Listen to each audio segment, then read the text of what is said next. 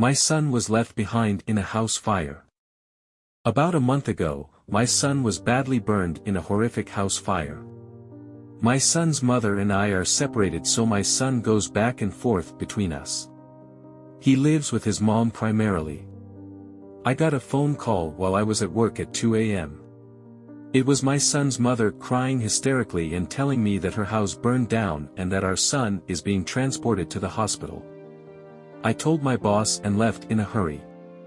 My girlfriend was also working, we both work overnight shifts, and her job was only about 7 to 8 minutes away. I told her what happened and picked her up and went straight to the hospital my son was sent to.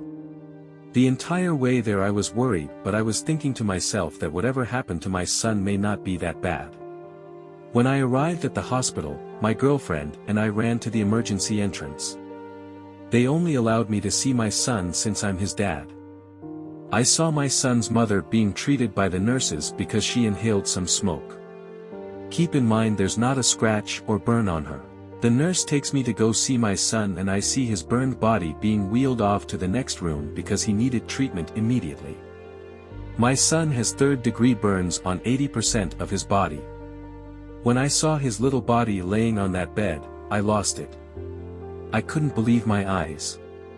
My son's mother, her boyfriend, her sister, her second son and my son were in the house the night of the fire. All but my son made it out of the house.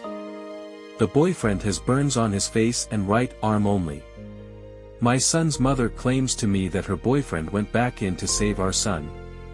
However, she told my girlfriend that my son ran out of the house by himself. Her stories have been very inconsistent, so I don't believe a word she says.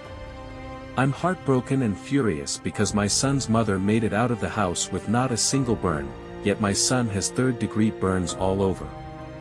How can I not think that he was left behind?